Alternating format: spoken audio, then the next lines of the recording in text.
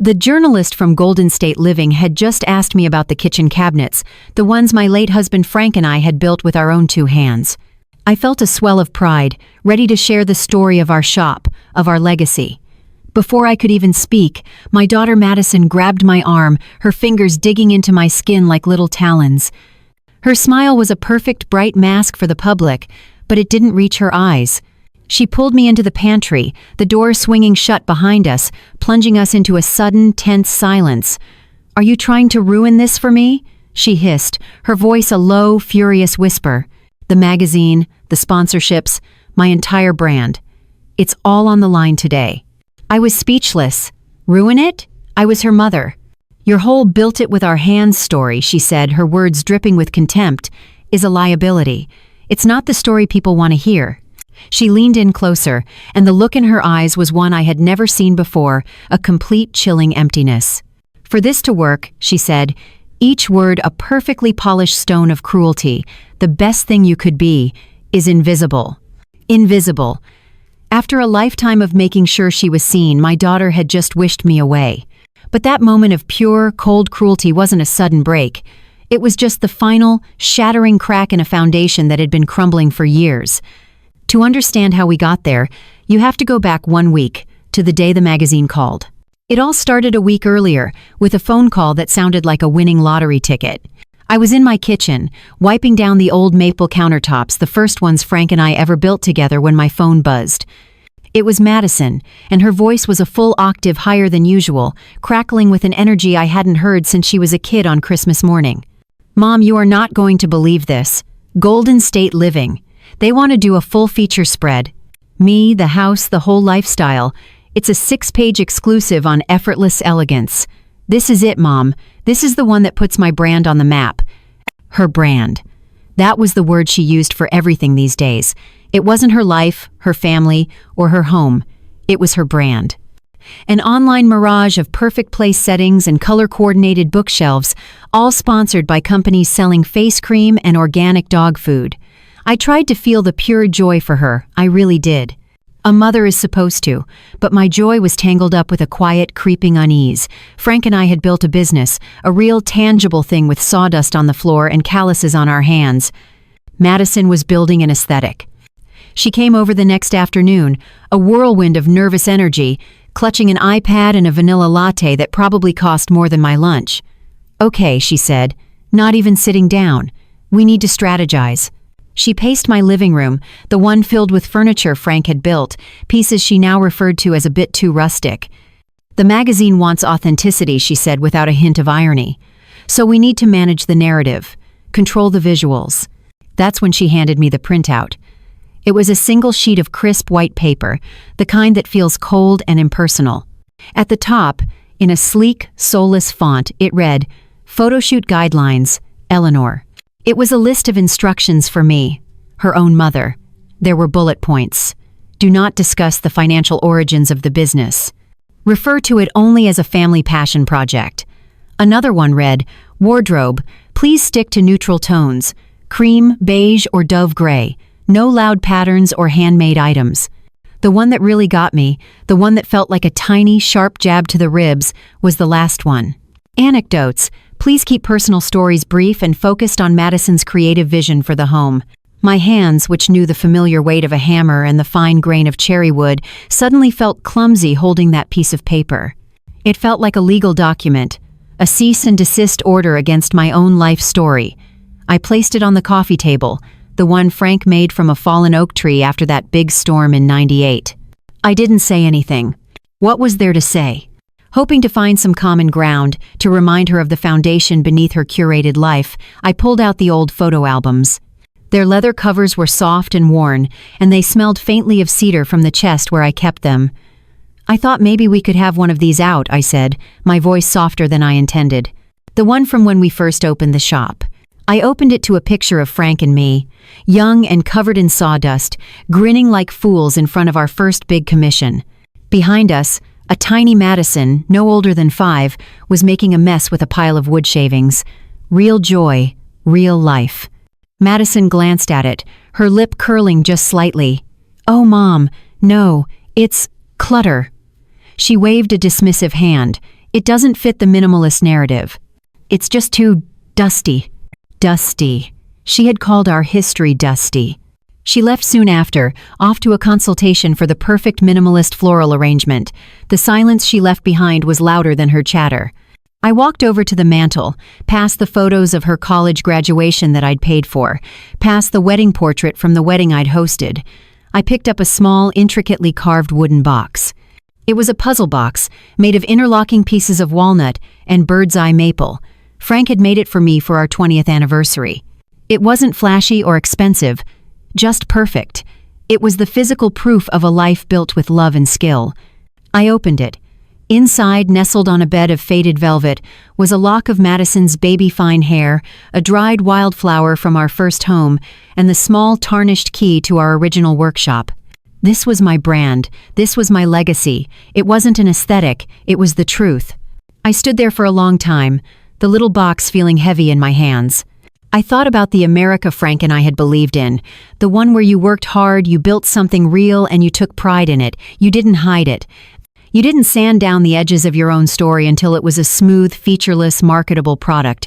You celebrated the grain. You honored the knots. That was where the character was. Looking at that list of instructions again, at the demand that I wear beige and fade into the background of my own daughter's life, a quiet resolve settled in my chest.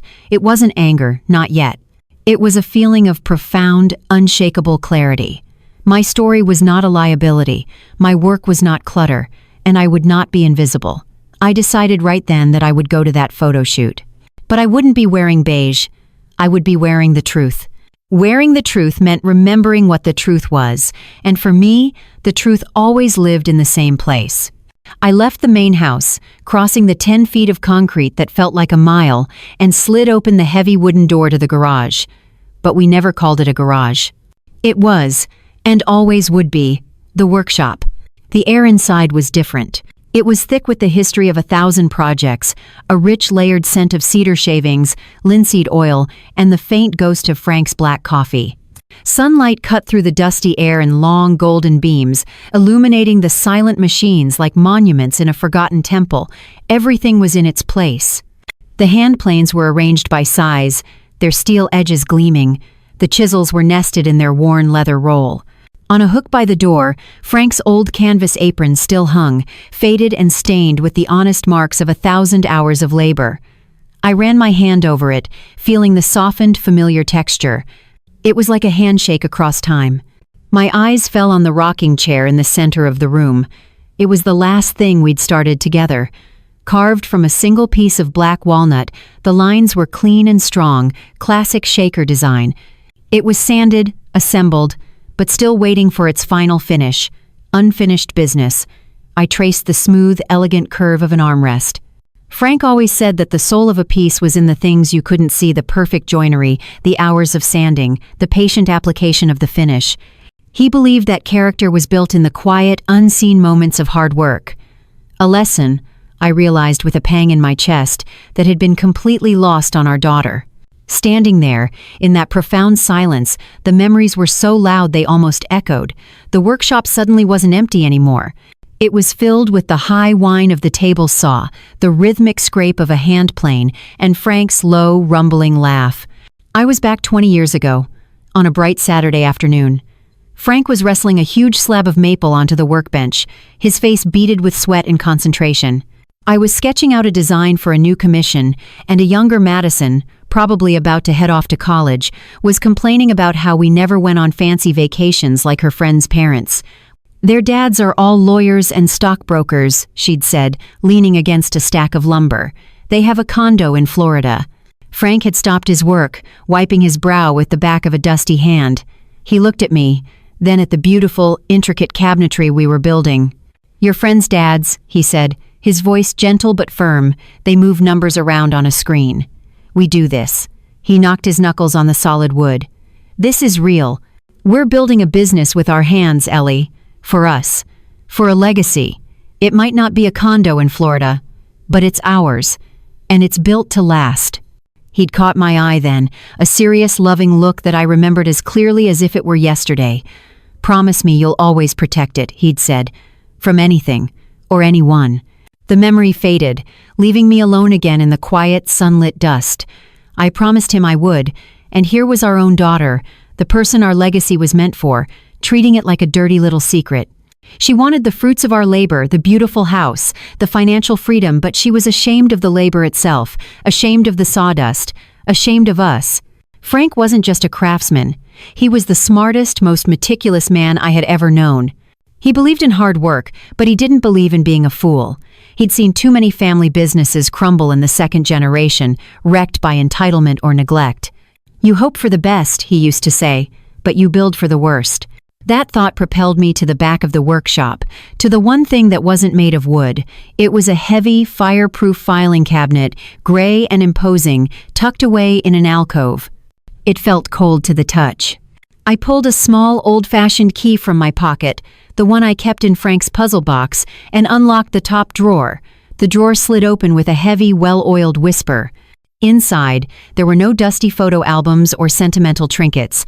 There were only neat, perfectly organized files, insurance policies, tax records. And in the very front, a thick, leather-bound binder. I lifted it out. The weight of it was substantial, reassuring. On the cover, embossed in neat gold letters, were the words, Vance Family Holdings, LLC, Operating Agreement. I ran my thumb over the lettering. This was Frank's foresight. This was our contingency plan, our fortress. He had structured everything, the business, the properties, the investments, not just with the heart of a craftsman, but with the mind of a chess player. I opened the binder. The pages were filled with dense, legal language, but I knew what they said. I had been there when we signed them. I was not just Frank's partner in the workshop. I was the vice president of the LLC, the executor of the trust. I wasn't just a grieving widow or a hurt mother. I was the guardian of a legacy, armed with a promise to protect it. A slow, cold calm washed over me, displacing the hurt. Madison thought my story was a liability. She had no idea that the story she had forgotten was the only thing holding up the story she was trying to sell. I closed the binder. The sound was a soft, definitive thud in the quiet of the workshop. She had given me my instructions. Now, it was time to review mine. She had given me my instructions. Now it was time to follow mine. The day of the photo shoot arrived with that bright, unforgiving clarity that only a cloudless Arizona sky can deliver. I didn't wear beige. I chose a simple, deep blue linen dress Frank had always loved. It wasn't a statement, not really. It was just me. The truth, as I had promised myself. When I walked through Madison's front door, the first thing that hit me wasn't the light from the photography equipment, but the smell. It was a sharp, aggressive scent of lemongrass and something sterile, like a hotel lobby trying too hard. There was no trace of life in the air, no lingering coffee, no hint of dinner from the night before. My own home smelled of wood, old books, and cinnamon. This place smelled of an illusion. The living room was chaos disguised as creativity. Cords snaked across the floor, and two serious-looking young men were adjusting giant, umbrella-like lights. A stylist was meticulously misting a fiddle-leaf fig in the corner. Madison was the frantic center of this universe, a general commanding an army of aesthetics. She was wearing a flowing, cream-colored pantsuit, and her smile was so wide and constant it looked painful. When she saw me, her smile faltered for a fraction of a second. Her eyes flickered over my blue dress, a tiny, almost imperceptible tightening around her mouth. Then the mask was back in place. "Mom, you're here," she chirped, air kissing the space an inch from my cheek. "Just find a comfortable spot. We're about to get the kitchen shots." I found a spot on a stool in the corner, out of the way, and I watched. It was fascinating in a deeply unsettling way. I watched them spend 20 minutes arranging a bowl of green apples on the quartz countertop. I watched the photographer take 100 pictures of the exact same empty corner. This wasn't a home. It was a stage. Every object was a prop. Every surface was a backdrop. Madison wasn't living a life. She was producing a silent movie about one. My hands rested in my lap hands that knew how to plane a board until it was as smooth as silk, how to raise a mortise and tenon joint that would last 100 years. Here, in this world, hands were for holding a phone and pointing. The journalist, a sharp-eyed woman in her 40s named Sarah, seemed to be the only other person in the room who wasn't completely hypnotized. While the photographer was obsessing over the lighting, she wandered around the kitchen, her gaze lingering. She ran a hand appreciatively over the edge of the butcher block island. "This is extraordinary," she said, her voice cutting through the manufactured quiet. She wasn't talking to Madison, she was looking right at me. The joinery on these cabinet doors, the grain matching. "This isn't just builder-grade stuff. This is master level. You just don't see this kind of quality anymore." I felt a warmth spread through my chest, a flicker of the old pride. "Thank you," I said, my voice feeling rusty. "My husband and I—" "Isn't it amazing?" Madison's voice sliced through mine, sharp and bright. She glided between me and the journalist, a human eclipse. I searched for months to find the right people. It was a private commission, of course. I have a real passion for discovering these little-known artisan studios. You have to have an eye for it, you know. The air left my lungs. The lie was so smooth, so effortless, it was almost impressive. She had taken our life's work, the sum total of our sweat and skill and love, and turned it into an accessory she had purchased, a testament to her own good taste. I looked at my hands again. These hands had designed that kitchen on a drafting table in our workshop. These hands had picked out the lumber. These hands had bled and ached to make this room a reality for her, and she had just erased them from history with a single polished sentence. Sarah, to her credit, was still looking at me. "So you must have worked closely with the artisans then?" she asked, directing the question past Madison's shoulder. I opened my mouth to speak the truth, to say his name, to say Frank's name in this house he had helped build. I saw a flash of pure panic in Madison's eyes. This was not part of the approved narrative. Before I could form a single word, she laughed, a sound that was high and brittle. "Oh, Mom, don't bore them with the details." She turned to me, her smile pinned in place, but her eyes were like chips of ice. And then she took my arm. Her grip was surprisingly strong. "Come on," she said, her voice a low-stage whisper meant only for me. "Let's get you a glass of water." She pulled me towards the pantry, away from the lights, away from the journalist's curious gaze. Her smile was as fixed and brittle as spun glass. The public performance was over. The real one, I realized, was just about to begin. The real performance, I realized, was just about to begin. The pantry door clicked shut behind us, and the sudden quiet was deafening. The bright, artificial world of the photo shoot was gone, replaced by this small, sterile box. Rows of perfectly aligned glass jars, quinoa, lentils, artisanal pasta, stood like silent, judging soldiers on the shelves my own hands had built. The air was cool and smelled faintly of spice and cardboard. Madison let go of my arm as if she'd touched something hot. The charming hostess mask was gone, completely stripped away. What was left was raw, ugly, and trembling with a rage that seemed too big for her slender body. She started pacing, a tiger in a tiny, well-organized cage. "What was that?" she hissed, her voice a venomous whisper. "What were you doing?" I had it all under control. The narrative was perfect. "And you were about to go off on some folksy trip down memory lane." I stood still, my back against a rack of imported olive oils. I felt a strange sense of detachment, as if I were watching a scene from a movie I didn't understand. I looked at my daughter, her expensive haircut, her perfectly manicured nails, the desperate fear in her eyes, and I tried to see the little girl who used to follow me around the workshop, her pockets full of sawdust and secrets. I couldn't find her. "Madison," I started, my voice barely a murmur. The woman asked a question. "Your father and I—" "My father is dead," she snapped, and the cruelty of it struck me silent. "He's not a part of this brand. He doesn't fit the aesthetic. This is about me. My vision, the life I've built. The life I've built." The words hung in the air between us, so profoundly untrue that the very jars on the shelves seemed to vibrate with the lie. My hand rested on one of the wooden shelves, feeling the smooth, solid certainty of the maple beneath my fingertips. I had sanded this shelf myself. I remembered the specific grain, the way it fought the plane just a little before surrendering. This shelf was more real than anything she had just said. "Do you have any idea how hard I have worked for this?" she continued, her voice rising. "The years of networking, of creating content, of building an audience. This feature in Golden State Living is everything. It legitimizes me. And you were about to ruin it by talking about some dusty old workshop." I thought of Frank's puzzle box, of the promise I'd made to him, to protect our legacy. For years I thought that meant protecting it for her. In the cold fluorescent light of that pantry, I began to understand that it might mean protecting it from her. "Your story," she said, stopping her pacing to stand directly in front of me, invading my space.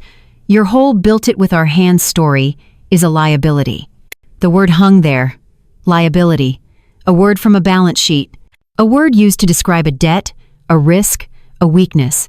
She had taken the sum total of my life, of my marriage, of our shared dream, and categorized it as a business expense to be minimized. I finally looked her straight in the eye. I was searching for a flicker of doubt, a hint of the daughter I knew. There was nothing. Only the cold, hard ambition of a stranger. "For this to work," she said, her voice dropping to an unnervingly calm, deliberate whisper, "for me to finally get everything I deserve, the best thing you could be is invisible."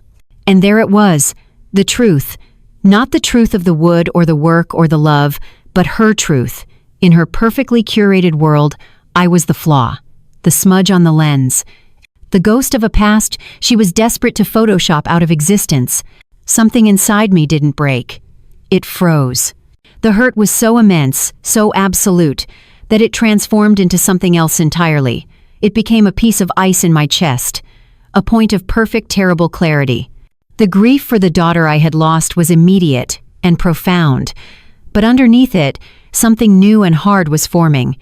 A promise was a promise, and Frank had been right. You build for the worst.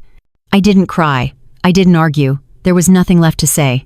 I reached behind me, my hand finding the cool steel handle of the pantry door. I turned it. Madison looked startled, as if she expected a fight or tears. She expected a scene. I gave her nothing. I just opened the door and walked out, back into the bright, fake world of her photo shoot. The photographer looked up, surprised. Madison was still standing in the pantry doorway, silhouetted, her mouth slightly open. I walked past the stylist and his pampered fig tree. I walked past the bowl of perfectly arranged green apples. I didn't say goodbye. I didn't look back. I walked straight out the front door, the one Frank and I had hung together, and into the honest, unforgiving sunlight. She had wished me invisible. She was about to find out what it truly meant to have me gone. I don't remember the drive home. I'm sure I stopped at the stop signs and stayed in my lane, but my body was on autopilot.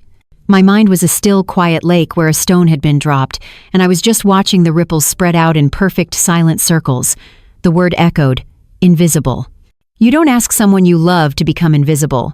You ask a problem to go away. I had finally understood. To my daughter, I was not a person. I was a problem to be solved. I didn't go back into the house. The scent of cinnamon and old books felt too much like a life that had just ended. Instead, I went to the workshop, my sanctuary, my headquarters. The heavy door slid shut behind me, blocking out the too bright sun, and I breathed in the familiar, honest air of sawdust and steel. Frank's apron hung on its hook, a silent watchman. I walked over and laid my hand flat against the worn canvas, just for a moment. A silent promise, renewed. There was no crying. The time for that was over, or maybe it hadn't come yet. The ice in my chest had frozen solid, a core of cold, hard purpose. Frank always said, measure twice, cut once. For 42 years, I had measured my love for my daughter. I had given her every benefit of the doubt, every second chance, every piece of my heart. Now, it was time to make the cut. I went to the mantelpiece in my small office nook and picked up the puzzle box he'd made me. My fingers traced the familiar interlocking lines of walnut and maple, and the box fell open in my hands. I took out the small, tarnished key. It felt heavier than usual. At the back of the workshop, the gray fireproof filing cabinet stood waiting. It had always been there, a silent monument to Frank's pragmatism. I slid the key into the lock. The click was sharp and loud in the quiet room. The drawer slid open with a low hum, revealing the neat rows of files. I reached in and pulled out the heavy, leather-bound binder. Vance Family Holdings, LLC. I carried it over to Frank's old drafting table, the one where all our best ideas had been born. I cleared a space among the old blueprints and opened the binder under the warm glow of the architect's lamp. The pages were filled with the dense, impenetrable language of lawyers, but I knew what it all meant. I had helped draft it, Frank had insisted. My finger traced the line of text in Article 4, Section 3, the Legacy Clause. It was a provision Frank had fought his own lawyer on. The lawyer had called it unusually sentimental. Frank had called it non-negotiable. The clause stated that any beneficiary of the Vance family trust who acted in a manner that brought public dishonor to the family name, or who demonstrated a profound disregard for the foundational values upon which the business was built, namely integrity, respect for labor, and familial loyalty, could have their benefits suspended indefinitely, pending a review by the acting president of the LLC. Me. Madison's words weren't just an insult. They were a legal breach, a profound disregard. She hadn't just hurt my feelings. She had violated the core covenant of our entire legacy. I picked up the old rotary phone on the desk. Its weight was satisfyingly real. I dialed the number for Arthur Davies, our family lawyer for 30 years. He picked up on the second ring. Arthur Davies. Arthur, it's Eleanor Vance. My voice was steady, colder than I expected. Eleanor, it's good to hear from you. Is everything all right? Everything is clear, I said, looking at the open page of the binder. I'm calling to activate the legacy clause in the Vance family trust. There was a moment of stunned silence on the other end of the line. Arthur knew what that clause meant. He was the one who had called it sentimental. Eleanor, he said carefully, that's a significant step. Are you certain? I am, I said. Please draft the official notices immediately. One for the trust stipend, and one for the property at 114 Orchard Lane. The usage agreement is terminated.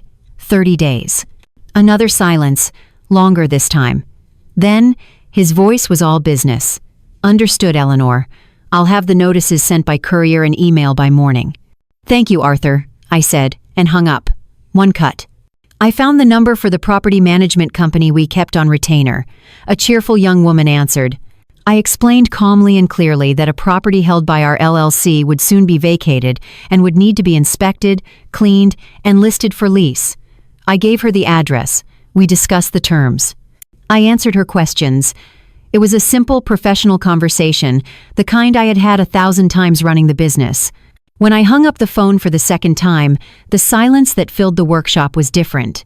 It was the quiet of a decision made, the quiet of a promise kept. I looked at the photo of Frank I kept on the desk, his familiar, kind eyes smiling at me. The ice in my chest hadn't melted, but I felt a sense of peace. This wasn't an act of anger. It was an act of preservation. A mother's love is a powerful thing, but the duty of a guardian is absolute. Madison had built her brand on a foundation she didn't understand. She was about to learn just how much it cost to start over from scratch. Madison had built her brand on a foundation she didn't understand. She was about to learn just how much it cost to start over from scratch. The next morning was quiet, deceptively so. I made my coffee, sat in my sun-drenched breakfast nook, and listened to the silence. The phone didn't ring. After the scene at the photo shoot, I had expected an explosion, a string of angry texts, a furious call, but there was nothing, and in its own way that was more telling than any fight could have been. It meant that in Madison's world, I had already become what she'd wished for, invisible. My absence hadn't even registered. The insult was so profound, so complete, that she felt no need to follow up. She had said her piece and moved on, confident that I would simply fall in line, as I always had. I pictured her in that beautiful, sterile kitchen, the one that was all over her social media feed. I could see her perfectly. She would be basking in the afterglow of the photo shoot, scrolling through the fawning comments from her followers. Your home is a dream. Oh my God, kitchen goals. You have such an amazing eye for design. Each comment would be a little hit of validation, a confirmation that her curated reality was a success. She'd be sipping her oat milk latte, feeling on top of the world, completely oblivious to the fact that the world she was standing in was no longer hers. Arthur had told me the notices would be sent at precisely 9 a.m., one by a bonded courier, to leave no room for doubt, and one by email, for speed. I knew which one she would see first. Her entire life was lived through the bright, glowing screen of her phone. I imagined the little ding of the notification, just another email in a sea of public relations offers and collaboration requests. She would have opened it casually, maybe even with a little sigh of annoyance, expecting it to be another task to delegate. The subject line would have been the first cold splash of water. Legal notice regarding property at 114 Orchard Lane. She would have frowned, confused. A mistake, surely, some kind of junk mail. Then she would have started to read. I could picture her eyes scanning the first few lines, the official letterhead of Davies, Miller and Finch, the dry, formal language. This letter shall serve as formal notice.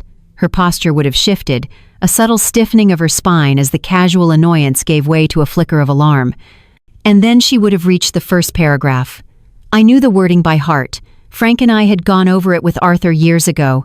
It was designed to be ironclad, unmistakable.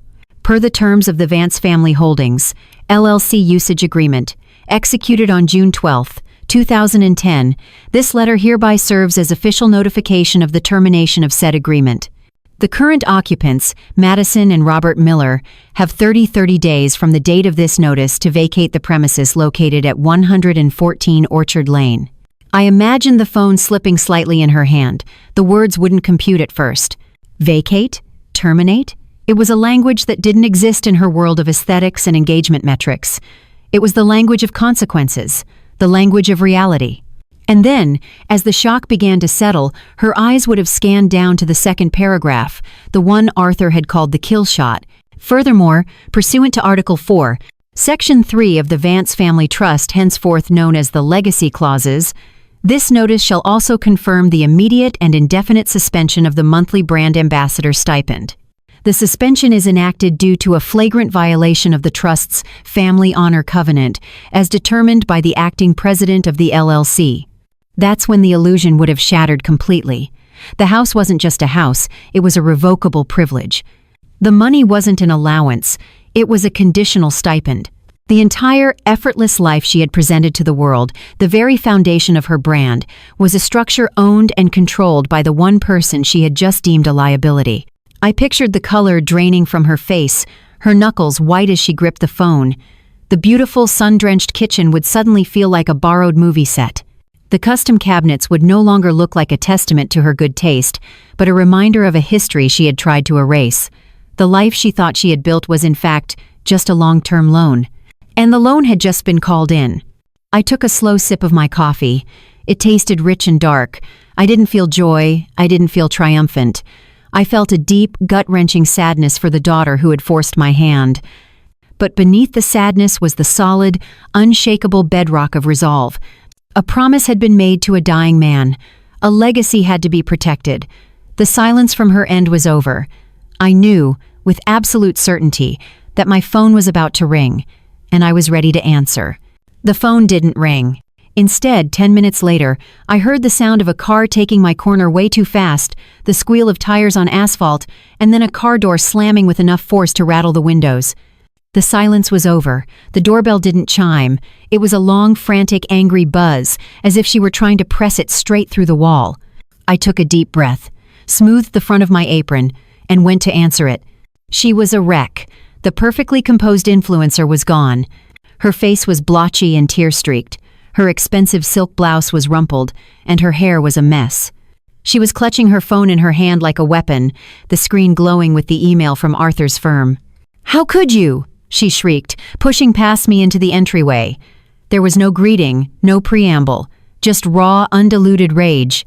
"How could you do this to me? To your own daughter? You are trying to ruin my life." I didn't engage. I didn't raise my voice.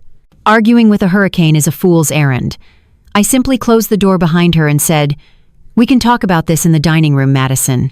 My calm seemed to infuriate her even more. She followed me, still spewing a torrent of accusations. That I was jealous, that I was bitter, that I had never supported her career. I walked to the head of the dining room table, the one Frank and I used to sit at for hours, planning our business. On the polished surface, I had already laid everything out. The heavy, leather-bound LLC binder was open to the relevant page. Next to it, I had placed one of the old shop ledgers, a thick canvas-covered book from 1998. The sight of the document seemed to stop her mid-sentence. Her eyes narrowed, confused. This wasn't the emotional, tearful confrontation she had clearly been expecting. This was something else. "This is my house," she finally managed, pointing a trembling finger at nothing in particular. "I live there. We have mail delivered there. You can't just evict me like some tenant." I looked at her, and for the first time I didn't see my daughter. I saw a stranger who had been living under my roof. "That's exactly what you are," I said. my voice even and quiet. And it was never your house. I tapped my finger on the open page of the binder. This is the operating agreement for Vance Family Holdings, LLC, which you signed on your 30th birthday in exchange for your first dividend check. You might want to read what you sign next time. I slid the binder across the table toward her. The LLC is the sole owner of the property at 114 Orchard Lane. You and Rob were granted residential privileges under a specific usage agreement. An agreement which, as of this morning, has been terminated. She stared at the document, her face a mask of disbelief. The legal, binding truth was right there, in black and white, and it was completely at odds with the story she had told herself for a decade. The fight began to drain out of her, replaced by a dawning, horrified panic. But I wasn't finished. I reached for the old shop ledger. Its cover was soft with age, the pages filled with Frank's strong, spidery handwriting and my own neater architectural lettering. I opened it to a page marked with a slip of paper. You said you commissioned the kitchen, I said softly. From an artisan studio you discovered. I turned the book around so she could see it. On the page was my original, hand-drawn blueprint for her kitchen, complete with measurements and annotations. On the facing page was a meticulously itemized list in Frank's handwriting. Maple, clear grade, 400 board feet. Hardware, custom forged, from Pennsylvania. Countertop, butcher block, end grain. Total materials cost $72,800. At the bottom of the page, in the space marked labor, Frank had written a single word, gift. This is the work order, I said, my voice steady, though my heart was breaking. This is the record of the hours we spent, the splinters we got, the love we poured into every single joint and every single drawer. We didn't send you a bill because you weren't a client, Madison. You were our daughter. She finally looked up from the ledger, and the rage was gone. All that was left was a vast, empty canyon of shock. She sank into one of the dining room chairs, her body seeming to deflate. The phone clattered from her hand onto the table. She stared at the old book, at the proof of a love she had called a liability, and I saw the truth finally land. It wasn't just about losing the house or the money. It was the sudden, crushing realization that her entire life had been a performance, and the stage had just been dismantled. I closed the ledger. The sound was soft, but it felt final. A legacy isn't a prop, Madison, I said, my voice filled with a sadness that was 100 years deep. It's not a story you invent for a magazine. It's a truth you earn. It's built on respect. Frank and I left you a legacy of love and hard work. You treated it like a dusty inconvenience. You didn't just disrespect me. You disrespected your father's memory. You disrespected everything we ever built. She just sat there, silent, staring at the closed books that contained the truth of a life she had never really seen. The reckoning was over. There was nothing left to say. She just sat there, silent, staring at the closed books that contained the truth of a life she had never really seen. There was nothing left to say. After a long, hollow moment, she stood up from the dining room chair, her movements stiff and robotic. She didn't look at me. She walked out of my house, got into her car, and drove away, not with a squeal of tires, but with the slow, defeated crawl of a retreat. I didn't hear from her, not that day or the next. But the ripples of a life coming undone travel fast in a world like hers. I didn't have to seek out the news, it found its way to me. The first domino to fall was the magazine. Arthur, my lawyer, called me a few days later. The editor from Golden State Living had called him directly, a courtesy, to verify the ownership of the property before they went to print, a standard fact check. Madison, it turned out, hadn't even had the courage to tell them herself. I pictured that editor, a sharp woman in a chic downtown office, hanging up the phone with Arthur and then making the call to Madison. A call that would have been brief, professional, and absolutely brutal. The feature on effortless elegance was, of course, canceled. The elegant life, it turned out, was an eviction notice waiting to happen. The sponsorships were next. In Madison's world, authenticity is a currency, even if it's completely manufactured. The moment the magazine feature was pulled, the whispers must have started. An influencer's greatest fear isn't hate, it's irrelevance. Her second greatest fear is being exposed as a fraud. The brands that had paid her thousands to post photos of their products in her dream kitchen would have been the first to run for the hills. I imagined the emails flooding her inbox, the ones that start with "due to unforeseen circumstances." Or We've decided to go in a different direction with our marketing, each one another brick being pulled from the foundation of her brand until the whole thing was ready to collapse. And then came the most public humiliation of all, the move, the physical act of dismantling a life of illusion. I pictured her and Rob on a Saturday morning, not at a farmer's market or a trendy brunch spot, but under the harsh, buzzing fluorescent lights of a U-Haul rental office. The smell of stale coffee and desperation. The indignity of having to argue over insurance waivers and furniture dolly rentals. I imagined the moving truck, big and clumsy and emblazoned with a garish orange logo, parked in the driveway of that perfect house. A house designed for quiet luxury, now subjected to the scuffs and grunts of moving day. Every piece of carefully chosen, minimalist furniture being wrapped in ugly brown blankets and hauled out the door, revealing the empty, echoing spaces left behind. They moved, I heard, to a 2-bedroom apartment in a sprawling complex out by the freeway. One of those beige stucco places with a sad little pool and a name like Canyon View Villas, even though the only view was of the Costco parking lot across the street. The contrast was almost poetic. She had left a home built of solid maple and love for a box built of drywall and corporate indifference. But the final, most devastating collapse happened where her life truly existed, online. She tried, bless her heart, to keep up appearances. She posted a photo a week after the move, a carefully framed shot of a single, perfect peony in a vase. The caption was full of vague buzzwords about new chapters and embracing change. Her followers weren't stupid. The internet, like nature, abhors a vacuum, and the rumors had filled the void. The comment section was a battlefield. "Wait, what happened to your gorgeous house?" one person wrote. "I drove by your old place. There's a for leases sign out front," another posted. Then, someone who must have known the story, or had pieced it together, dropped the bomb. Her mom owned the house and kicked her out. Her whole life was fake. After that, the floodgates opened. The adoration she had curated so meticulously curdled into contempt overnight. The comments were brutal, a digital stoning. Fraud, entitled, "Get a real job." And the word that appeared over and over, the one that must have felt like a dagger every time she saw it, fake. I pictured her sitting on a cardboard box in her new beige apartment, the sound of the freeway a constant dull roar outside her window. The only light in the room would be the cold blue glow of her phone, illuminating her face as she scrolled through the ruins of the life she had valued more than anything. I took no pleasure in it. I truly didn't. There is a particular kind of pain in watching your child learn a lesson you never wanted them to have to learn. But Frank's voice was a constant whisper in my memory. "You hope for the best, but you build for the worst." I had hoped my daughter would learn the value of truth and respect. Instead, she had learned the market value of a lie, and the price was steep. For weeks after the collapse, the silence was absolute. The digital storm that had consumed Madison's life eventually moved on, as online mobs always do, seeking new targets. Her brand, once a bright and noisy star, had gone dark. She was now truly invisible, erased by the very audience she had tried so hard to fool. I didn't reach out. It wasn't my place.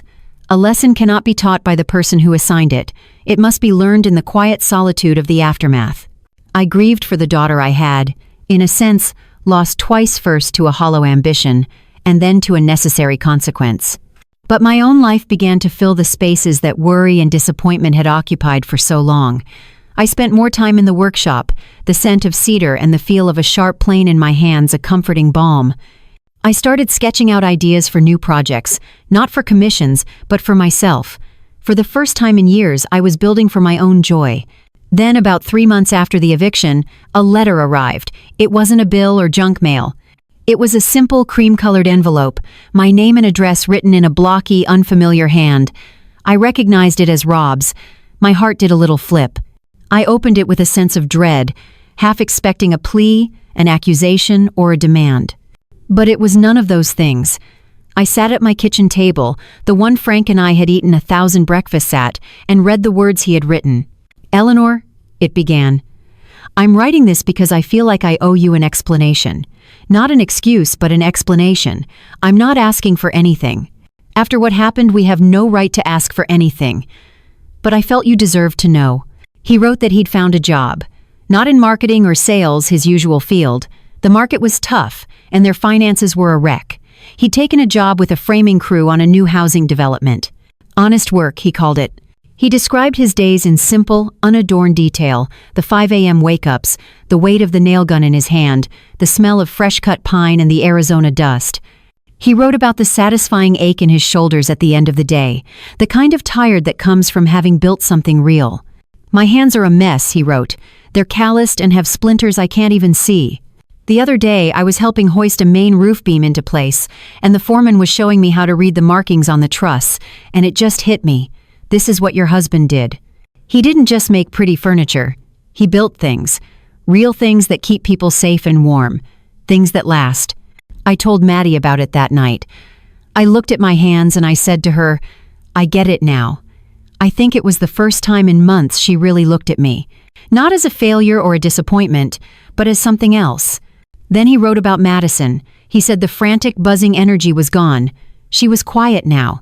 The phone, which had once been a permanent extension of her hand, now sat on the counter, untouched for hours. He said she spent her days sending out resumes for entry-level office jobs, the kind she hadn't had since she was 20. She was starting from scratch. The last part of the letter was what made me put it down and stare out the window for a long time. He wrote about their last day in the house. The movers were gone. The rooms were empty, echoing with the ghosts of their curated life. They had one final hour before they had to drop the keys off. "I couldn't find her," he wrote. "I looked everywhere, and then I found her in the kitchen. She was just standing there in the middle of the empty room. She wasn't crying. She just had her hand laid flat on that giant butcher block island you and Frank built. She stood like that for a long time, not moving. When I asked if she was okay, she looked at her own hand, the one with the perfect nails and the expensive rings. 'My hands,' she said, and her voice was so quiet I could barely hear it. 'My hands have never made a single thing.' It was the truest thing I'd ever heard her say." I folded the letter carefully along its original creases. I looked down at my own hands, resting on the familiar maple of my own kitchen table. I saw the network of fine lines, the slightly swollen knuckle on my right index finger from a long-ago slip with a chisel. These hands had made things. They had built a business, a home, a life, and in the end, they had been forced to dismantle a part of it to save the rest. The letter wasn't an apology, not really, but it was something more valuable. It was an acknowledgement. A sign that in the wreckage of her collapsed brand, my daughter was perhaps, finally, beginning to find herself. The lesson was learned not in the shouting match in my dining room, but in the silence of an empty kitchen, with her hand pressed against the undeniable truth of a legacy she had almost thrown away. I took the letter and placed it inside Frank's puzzle box. It wasn't a happy ending, but it was perhaps a real beginning. That letter wasn't a happy ending, but it was perhaps a real beginning. And it occurred to me in the quiet months that followed that a real beginning was exactly what I needed too. For years I had thought of my legacy as a fortress to be defended, a history to be protected. But a legacy that is locked away isn't a legacy at all. It's a museum. And Frank and I had never wanted to build a museum. We had built a workshop, a place where things were made. So, I decided it was time to make something new. If you were to walk into my garage today, you wouldn't find a quiet, dusty sanctuary filled with ghosts. The space is twice as big now. I had the wall knocked out and expanded into the old carport. The air is thick with the clean, sharp scent of fresh-cut pine, and it's noisy. It's filled with the hum of the sanders, the whine of the saw, and something I hadn't realized I'd missed so much: laughter. On a large, professionally painted sign above the door, it reads, "The Vance Legacy Foundation, building the next generation of American craft." Twice a week, the workshop is filled with young people. There's Maria, a 19-year-old girl with fire in her eyes who can cut a dovetail joint so clean it looks like it grew that way. There's Sam, a quiet young man who was getting into trouble before he discovered he had a gift for wood turning, his hands suddenly knowing exactly what to do. There are 8 of them in all, kids from the local community college and the trade school. Kids who, like me and Frank, are more comfortable with a piece of sandpaper in their hands than a textbook. I'm their teacher, their mentor, their resident pain in the neck who won't let them get away with a single crooked cut. Today, I was helping a young man named Leo with his first big project, a simple bookshelf. He was struggling with the wood stain, his application uneven and blotchy. "I'm messing it up, Eleanor," he said, frustration clouding his face. I came over and picked up a clean rag. "You're not messing it up," I told him, my voice patient. "You're just in a hurry. You're trying to force it." I dipped the rag in the stain and showed him how to apply it. Long, even strokes following the grain of the wood. "The wood will tell you what it needs," I said softly. "You just have to be quiet enough to listen. Don't fight the grain. Work with it." He watched my hands, and I saw that flicker of understanding in his eyes that is more satisfying than any six-figure commission. It was the moment the lesson clicks into place. The moment a skill passes from one person to another. This was real, this was a legacy. Frank's old apron still hangs on the wall, but now it's more of a mascot than a memorial. His workbench is my teaching station. All the tools we collected over a lifetime are now being used to shape the future, not just gather dust. This, I realized, was what he would have wanted. He didn't want his name on a trust fund for a daughter who was ashamed of it. He would have wanted his name on the lips of a young person who had just discovered the joy of creating something beautiful and true with their own two hands. Sometimes, after the students have packed up and gone home, leaving the workshop filled with the quiet energy of a day well spent, I stand in the middle of the floor and just breathe it all in. I am not the invisible mother anymore. I am not the guardian of a locked fortress. I am Eleanor Vance, a 71-year-old woman who is richer than she has ever been, not in dollars but in purpose. I had to lose a daughter to find my true inheritors. I had to let go of the family I thought I was building for, to build for a family I had never imagined. A legacy isn't about blood, it's about belief. It's not about what you own, it's about what you pass on. My daughter had built a brand designed to be seen. I have built a foundation designed to be felt. And I know, with a certainty that settles deep in my bones, which one is built to last.